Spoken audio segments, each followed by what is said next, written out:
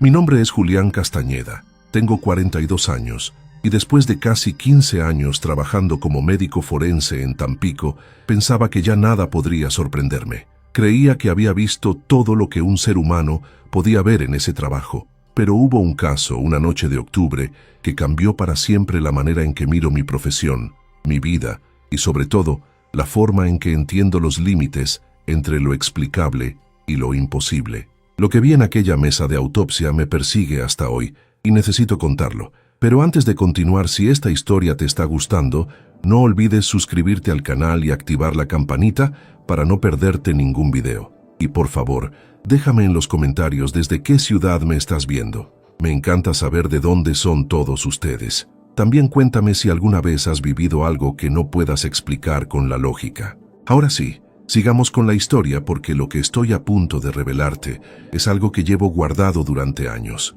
Crecí en una familia de médicos. Mi padre fue cirujano cardiovascular, mi madre pediatra, y desde niño el olor del hospital me resultaba tan familiar como el aroma del pan recién horneado en la cocina de mi abuela. Siempre supe que estudiaría medicina, pero fue durante mi residencia cuando descubrí mi verdadera vocación, la patología forense. Mientras mis compañeros preferían el contacto directo con pacientes vivos, yo encontraba una extraña paz en el silencio de la morgue, en la búsqueda meticulosa de respuestas que los cuerpos guardaban como secretos finales. No era mórbido, era científico, o al menos eso me decía a mí mismo. Me establecí en Tampico después de terminar mi especialización.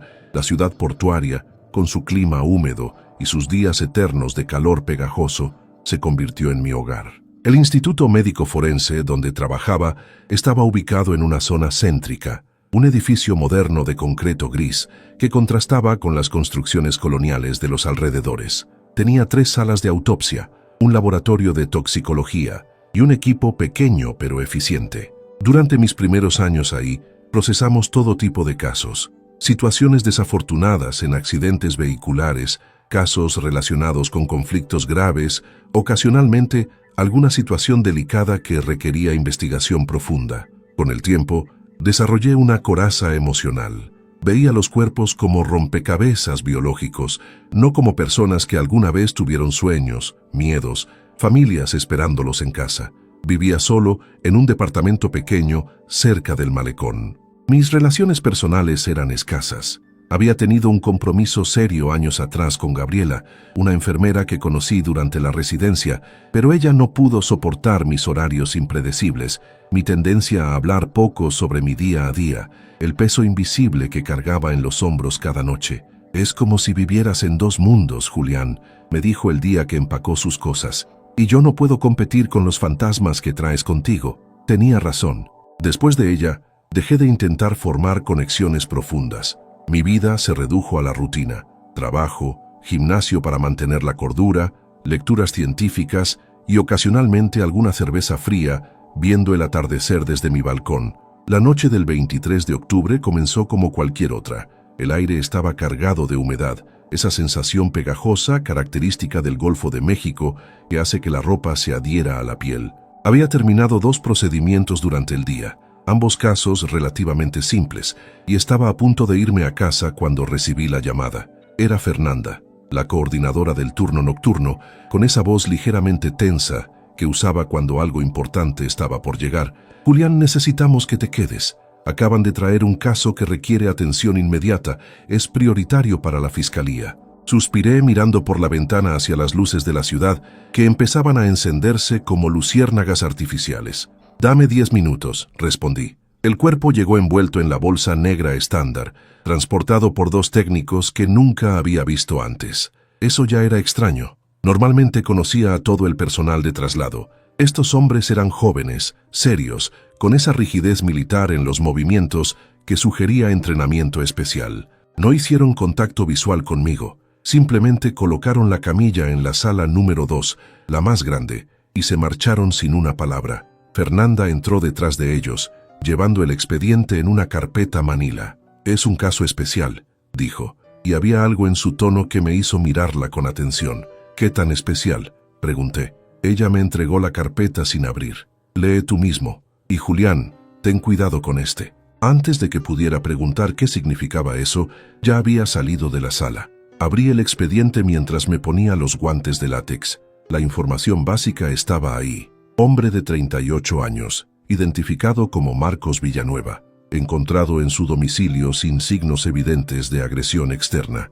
Hasta ahí, nada inusual, pero cuando llegué a las fotografías de la escena, sentí que algo se tensaba en mi estómago. El cuerpo había sido encontrado en posición fetal en el centro de su sala, completamente desnudo, con expresión facial de terror absoluto. Sus ojos estaban abiertos, fijos en un punto específico del techo. Alrededor del cuerpo, dibujado en el piso de madera con lo que parecía ser ceniza negra, había un círculo perfecto con símbolos que no reconocí. Velas consumidas hasta el final marcaban 5 puntos equidistantes alrededor del perímetro. Las notas del primer respondiente mencionaban un olor químico no identificado y una temperatura anormalmente baja en la habitación, a pesar de que era una noche cálida de octubre. Me quité los lentes y los limpié lentamente. Un hábito nervioso que desarrollé con los años. Esto olía a ritual, a cosas que escapaban del ámbito puramente médico, pero yo era científico. Mi trabajo era encontrar la causa orgánica del fallecimiento, nada más. Respiré profundo, sintiendo el aire filtrado de la morgue entrar en mis pulmones. Ese aroma aséptico mezclado con algo que nunca podía describir completamente, algo metálico y dulzón al mismo tiempo. Cerré el expediente y me dirigí hacia la bolsa. La sala de autopsia número 2 era mi favorita, espaciosa, con iluminación quirúrgica de alta intensidad que no dejaba ningún rincón en sombras, paredes de azulejos blancos impecables y una mesa de acero inoxidable que reflejaba la luz como un espejo líquido. El drenaje en el centro producía un sonido casi imperceptible de agua corriendo constantemente. Había algo casi meditativo en ese espacio, en su funcionalidad pura, en la ausencia total de elementos superfluos. Era un lugar de verdades desnudas. Pero esa noche, cuando encendí las luces, algo se sintió diferente. La temperatura parecía más baja de lo normal, aunque el termostato marcaba los 21 grados habituales. Sacudí la cabeza, atribuyéndolo al cansancio acumulado de la semana. Coloqué mi grabadora de voz en el soporte habitual. Preparé la bandeja de instrumentos con la precisión metódica que caracterizaba cada uno de mis procedimientos y finalmente abrí la cremallera de la bolsa mortuoria. Lo primero que noté fue el olor. No era el olor típico que uno espera encontrar, era algo diferente, algo que activó un instinto primitivo en mi cerebro, una alarma ancestral que me decía que retrocediera. Era un aroma acre, ligeramente sulfuroso, mezclado con algo dulce y podrido al mismo tiempo, como flores marchitas combinadas con metal oxidado. Tuve que hacer un esfuerzo consciente para no apartarme. «Concéntrate, Julián», me dije en voz alta. «Es solo un procedimiento más». Retiré completamente la bolsa y quedé frente a frente con Marcos Villanueva. Las fotografías no le hacían justicia al estado real del cuerpo. Su piel tenía un tono grisáceo azulado que iba más allá del livor mortis normal. Era como si hubiera sido drenado de toda calidez vital, transformado en una escultura de cera defectuosa. Pero lo más perturbador era su expresión facial. Los músculos estaban contraídos en una mueca que iba más allá del simple miedo. Era terror puro, cristalizado. Los ojos, aunque vidriosos por el rigor mortis, parecían estar mirando algo específico, algo que solo él podía ver. La boca estaba abierta en un grito silencioso y podía ver que se había mordido la lengua con tal fuerza que había dejado marcas profundas. Encendí la grabadora. 23 de octubre, 23 horas con 40 minutos. Dr. Julián Castañeda iniciando examen externo de individuo masculino, identificado como Marcos Villanueva, 38 años. Mi voz sonó extrañamente distante, como si alguien más estuviera hablando. Comencé el examen sistemático, palpando el cráneo, examinando el cuero cabelludo, revisando oídos, nariz, cavidad oral. Todo parecía normal hasta que llegué al pecho. En el centro del esternón había una marca. No era un tatuaje ni una cicatriz de procedimiento quirúrgico previo. Era como una quemadura, pero con un patrón demasiado perfecto para ser accidental. Tenía forma de estrella de 5 puntas, de aproximadamente 3 centímetros de diámetro, con los bordes ligeramente elevados como si la piel hubiera sido cauterizada desde adentro. La piel alrededor de la marca tenía un tono más oscuro, casi negro, y cuando la toqué con el dedo enguantado sentí que la textura era diferente, más dura, como cuero viejo. Observación. Marca de aspecto atípico en región esternal, dicté para la grabadora, manteniendo el tono profesional, aunque mi pulso había comenzado a acelerarse. Continué con el examen externo, documentando cada hallazgo, tomando fotografías desde múltiples ángulos. Las extremidades no mostraban signos de agresión, no había marcas defensivas en manos o antebrazos, no había hematomas que sugirieran lucha o caída. Era como si simplemente se hubiera apagado. Medí la temperatura del hígado para establecer el intervalo post-mortem aproximado, y aquí encontré otra anomalía. La temperatura era demasiado baja para el tiempo transcurrido según el reporte. Era como si el cuerpo se hubiera enfriado mucho más rápido de lo biológicamente posible. Llegó el momento de la incisión en ITA, el corte estándar que abre el torso desde los hombros hasta el pubis, pasando por el esternón. Tomé el bisturí, sintiendo el peso familiar del instrumento en mi mano. La hoja estaba afilada, reluciente bajo la luz quirúrgica.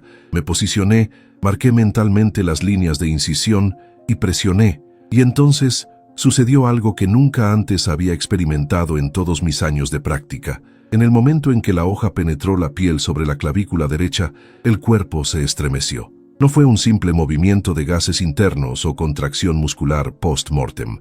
Fue un espasmo coordinado, como si el cuerpo entero hubiera intentado alejarse del bisturí. Solté el instrumento instintivamente, retrocediendo un paso. El bisturí cayó sobre la mesa de acero con un ruido metálico que resonó en el silencio de la morgue. Tranquilo, me dije a mí mismo, sintiendo cómo el sudor comenzaba a formarse bajo mis guantes. Es solo una reacción muscular tardía, no es infrecuente. Respiré hondo varias veces, esperando que mi ritmo cardíaco volviera a la normalidad. El olor extraño se había intensificado, llenando la sala con su presencia opresiva. Me acerqué nuevamente al cuerpo, recuperé el bisturí, y esta vez completé la incisión rápidamente, trazando las líneas con la precisión automática que dan años de práctica. La piel se abrió revelando el tejido subcutáneo, y aquí fue cuando empecé a notar que algo estaba fundamentalmente mal. El color de los tejidos internos no era normal. Donde debería haber tonos rosados y rojizos, había un matiz grisáceo violáceo que nunca había visto. La fascia muscular tenía un aspecto opaco, como si hubiera sido cubierta por una película delgada de algo viscoso. Y cuando separé los tejidos para acceder a la cavidad torácica, descubrí algo que me dejó paralizado. Los órganos internos estaban marchitos. No hay otra palabra para describirlo. El corazón, los pulmones, el hígado, todos mostraban una deshidratación severa que no correspondía con el aspecto externo del cuerpo ni con el tiempo transcurrido desde el fallecimiento. Era como si hubieran sido expuestos al aire seco del desierto durante días, encogiéndose sobre sí mismos, perdiendo su estructura normal. El corazón, que debería pesar entre 250 y 300 gramos, parecía haberse reducido a la mitad. Cuando lo toqué para extraerlo, la textura era frágil, casi quebradiza, pero lo más perturbador estaba por venir. Cuando finalmente logré extraer el corazón y colocarlo en la bandeja de análisis, vi algo que hizo que mi mente científica tropezara intentando encontrar una explicación racional. En el interior de la aurícula derecha, adherida al endocardio como un parásito microscópico, había una sustancia negra. No era sangre coagulada, no era tejido necrótico, no era ninguna patología que yo hubiera estudiado o visto. Era algo diferente, algo que parecía absorber la luz en lugar de reflejarla. Con unas pinzas, intenté tomar una muestra de esa sustancia.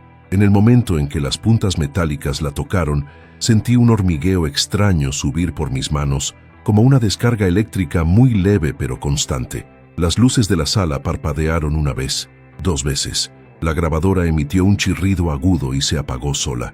La temperatura de la sala descendió notablemente, tanto que pude ver mi propio aliento condensándose frente a mi rostro. «¿Qué demonios?», murmuré soltando las pinzas. El silencio que siguió fue absoluto, opresivo. Ni siquiera el sonido del agua en el drenaje se escuchaba. Era como si la sala entera hubiera sido aislada del mundo exterior, encapsulada en una burbuja de quietud antinatural. Mi respiración sonaba extraordinariamente fuerte a mis propios oídos, cada inhalación, cada exhalación. Y entonces lo escuché. Un susurro, tan bajo que al principio pensé que era mi imaginación. el producto del cansancio y el estrés acumulado. Pero se hizo más claro, más insistente. No eran palabras que pudiera entender, era más bien como el sonido del viento pasando por una rendija estrecha, pero con una cualidad deliberada, intencional. Venía de la mesa, del cuerpo. Sentí cómo cada vello de mi cuerpo se erizaba. Mis instintos gritaban que saliera de ahí inmediatamente, que dejara todo y corriera. Pero mi curiosidad científica, mi orgullo profesional, o quizás simplemente mi terquedad, me mantuvieron en el lugar. «No seas ridículo, Julián», me dije en voz alta, intentando romper el hechizo de terror que se estaba apoderando de mí. «Es solo el sistema de ventilación, es solo tu mente jugándote bromas». Pero cuando miré nuevamente hacia el cuerpo, los ojos de Marcos Villanueva se habían movido. Ya no miraban hacia el techo, me estaban mirando directamente a mí. Retrocedí tan rápidamente que tropecé con mi propio pie, cayendo al suelo de espaldas. El impacto me sacó el aire de los pulmones.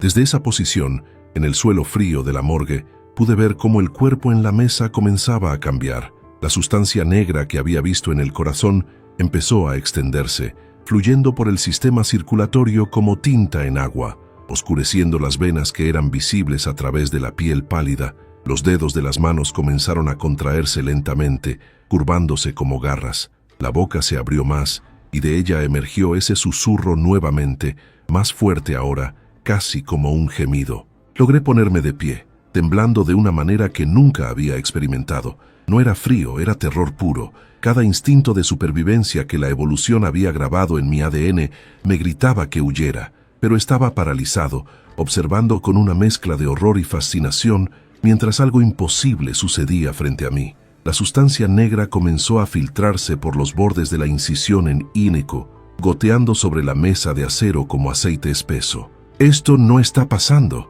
repetía como un mantra, apretando los puños hasta sentir el dolor de las uñas en las palmas de mis manos. «Es una alucinación, es el estrés, es...». La voz que salió del cuerpo cortó mis pensamientos. No era la voz de un hombre que lleva horas fallecido. Era clara, articulada, pero tenía una cualidad multitonal, como si varias voces hablaran al mismo tiempo en diferentes registros. «Ves pero no comprendes, doctor. Tocas pero no sientes. Abres el recipiente sin entender lo que contiene». Mi educación científica, todos mis años de entrenamiento en el método racional, colapsaron en ese momento. Lo que estaba presenciando desafiaba cada ley de la biología, la física, la realidad misma tal como la conocía. El cuerpo no podía estar hablando. Los muertos no hablan. Es imposible. Y sin embargo, ahí estaba, sucediendo frente a mis ojos. ¿Qué eres?», logré articular, mi voz sonando quebrada,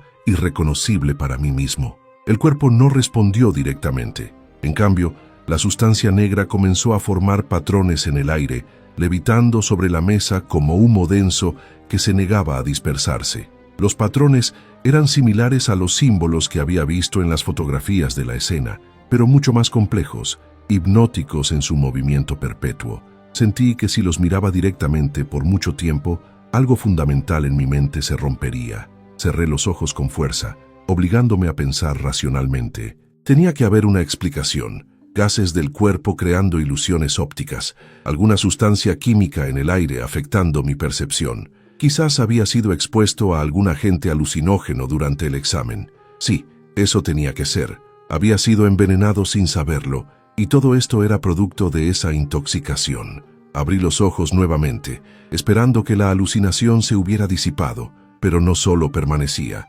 sino que se había intensificado. La sustancia negra ahora cubría completamente el cuerpo, envolviéndolo como un capullo oscuro, y desde dentro de ese capullo pude ver luces parpadeantes, como relámpagos en miniatura, en colores que no debería ser posible percibir, colores para los que no tengo nombres. Finalmente mi cuerpo decidió por mí. Corrí hacia la puerta, mis manos temblando tanto que tardé varios intentos en girar la manija. Cuando finalmente logré abrirla y salí al corredor, cerré la puerta de golpe detrás de mí y me apoyé contra la pared opuesta, respirando agitadamente, sintiendo cómo mi corazón latía con tal fuerza que pensé que podría estallar. Fernanda apareció corriendo por el pasillo alertada por el ruido. «Julián, ¿qué pasó? Te escuché». Se detuvo al ver mi estado. Debía verme terrible porque su expresión cambió instantáneamente de preocupación a alarma. «Dios mío, estás pálido. ¿Qué sucedió ahí dentro? No pude responder inmediatamente. Mi boca se abría, pero no salían palabras coherentes. Finalmente, señalé hacia la puerta de la sala número 2. Dentro hay... No puedo explicar. Ella intentó acercarse a la puerta, pero la detuve, agarrándola del brazo con más fuerza de la que pretendía. No entres ahí, por favor, no entres. Fernanda me miró con una mezcla de confusión y preocupación. Nunca me había visto así. Yo era el profesional sereno, el que mantenía la calma en cualquier situación. Y ahí estaba, temblando como una hoja, incapaz de articular una explicación coherente. «Julián, tengo que ver qué está pasando», dijo con firmeza, liberándose de mi agarre. Antes de que pudiera detenerla nuevamente, abrió la puerta de la sala número 2. La luz que salió de ahí era diferente, más tenue, como si las mismas lámparas quirúrgicas hubieran perdido intensidad. Fernanda entró cautelosamente, y yo, reuniendo los últimos restos de mi coraje, la seguí unos pasos atrás, manteniéndome cerca de la salida. La sala estaba vacía, no completamente vacía. Los equipos y muebles seguían ahí, pero el cuerpo había desaparecido.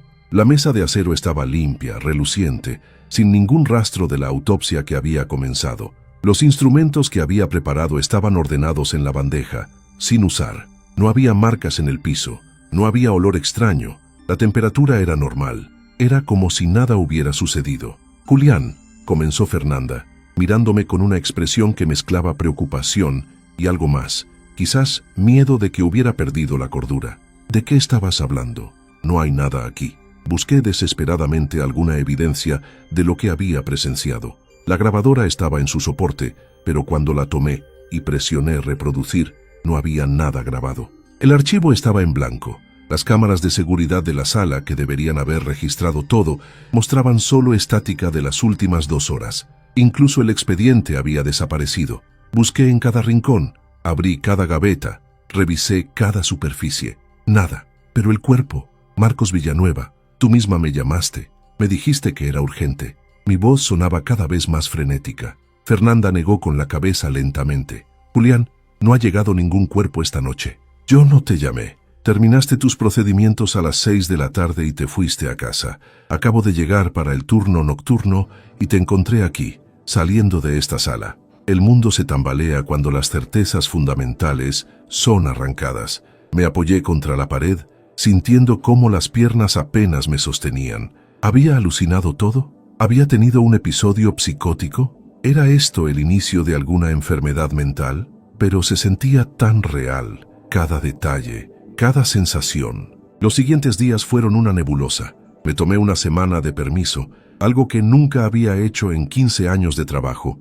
Visité a un colega psiquiatra, el doctor Ramírez, un hombre mayor y sabio que había sido mentor de mi padre. Le conté todo, esperando que me diagnosticara con algo, que me diera una explicación médica para lo sucedido. Él me escuchó pacientemente, sin interrumpir, sin juzgar. Cuando terminé, se quitó los lentes y los limpió lentamente, igual que yo hacía cuando estaba nervioso. «Julián», dijo finalmente, «he trabajado en psiquiatría durante 40 años. He visto alucinaciones, delirios, episodios psicóticos de todo tipo. Lo que describes no encaja en ningún patrón clínico que conozca. Tu examen neurológico es normal. Tus pruebas de función cognitiva están perfectas. No hay signos de intoxicación por sustancias. Técnicamente, estás completamente sano». Hizo una pausa mirándome directamente a los ojos. «Pero eso no significa que no hayas vivido algo real. Hay aspectos de la realidad que la ciencia todavía no puede explicar, Julián. Tu error no es haber vivido la experiencia. Tu error es creer que todo debe tener una explicación que encaje en nuestros modelos actuales de comprensión». Sus palabras me persiguieron. Volví al trabajo una semana después, intentando retomar la normalidad. Pero algo había cambiado fundamentalmente en mí. Cada vez que entraba a una sala de autopsia, había una parte de mi cerebro que estaba alerta, esperando que algo imposible volviera a suceder. Comencé a investigar por mi cuenta, buscando casos similares en literatura médica, en foros especializados, en archivos antiguos de la institución. Y encontré cosas, no exactamente lo mismo, pero similares.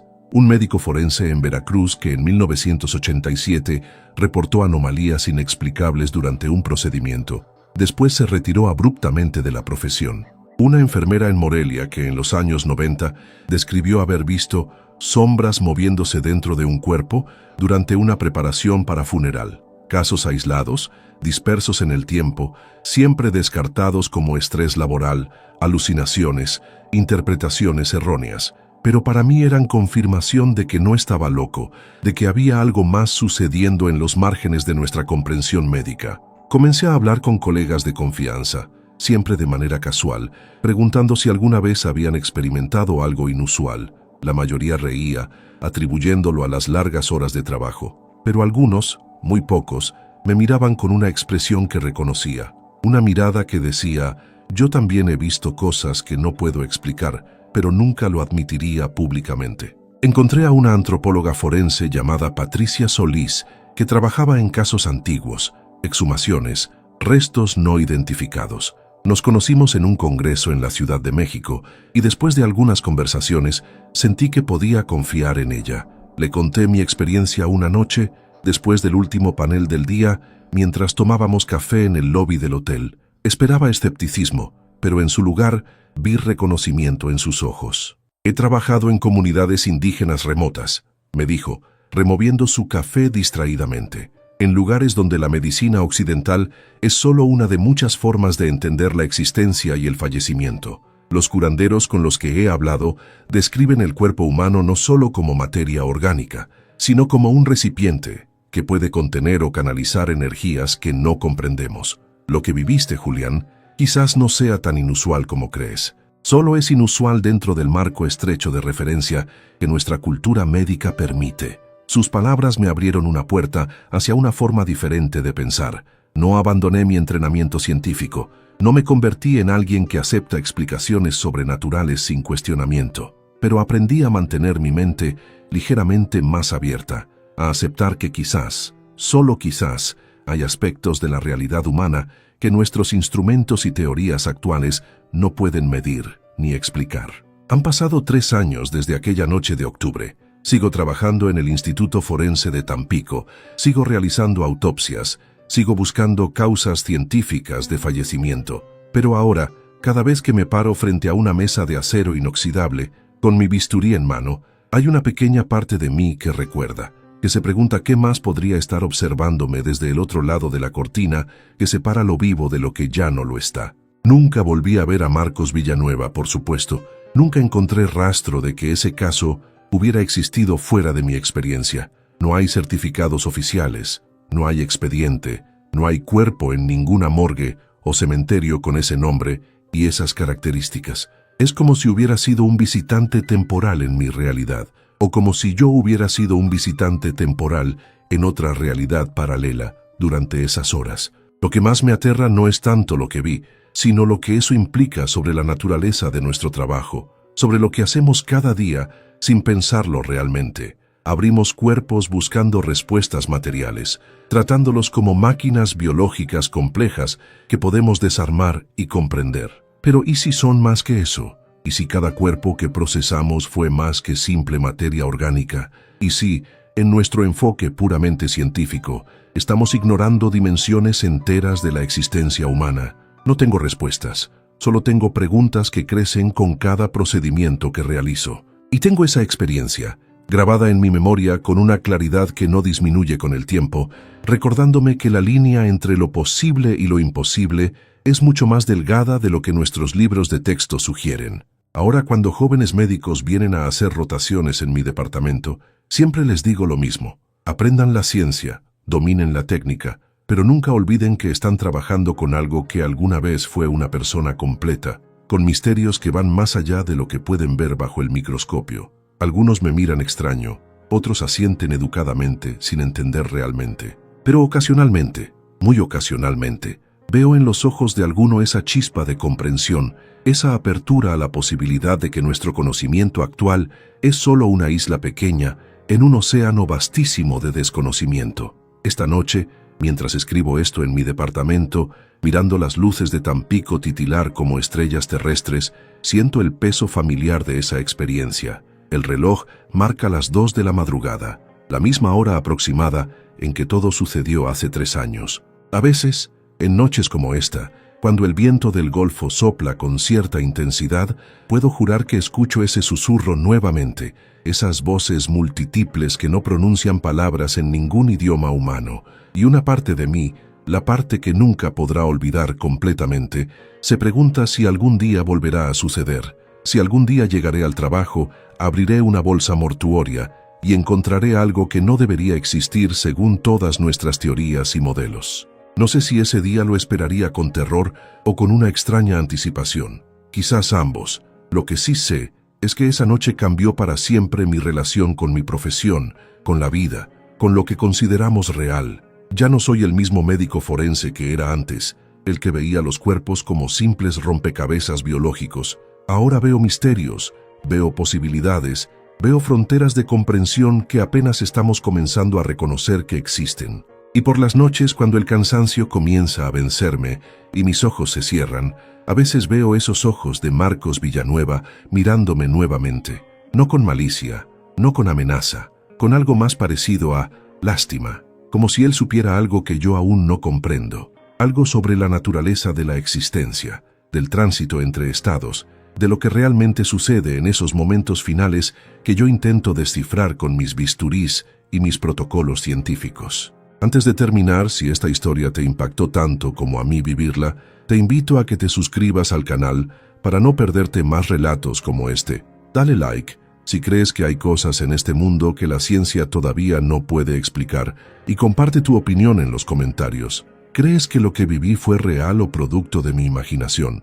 ¿Has tenido alguna experiencia que desafió tu comprensión de la realidad?